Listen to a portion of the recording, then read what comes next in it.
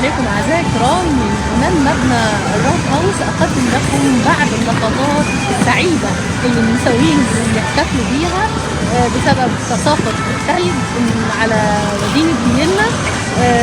فزي ما انتم شايفين الحكومة النمساوية عاملة مكان جميل جدا للتسلق على الجليد.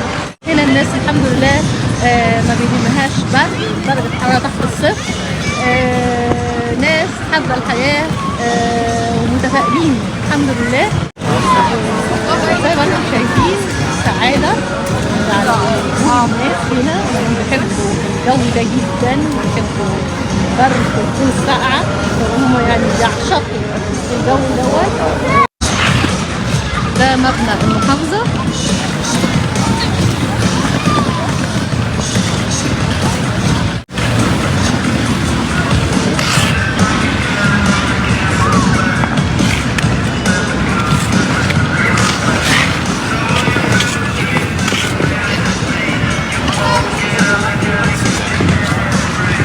فيينا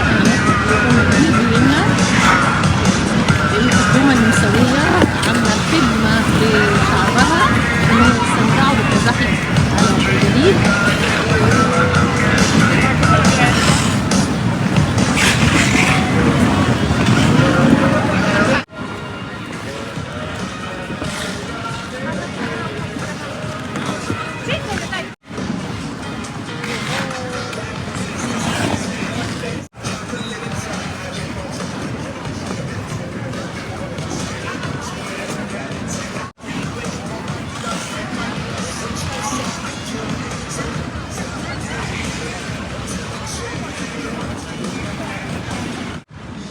استمتع بوقتها وأسيبكم دلوقتي وإلى اللقاء.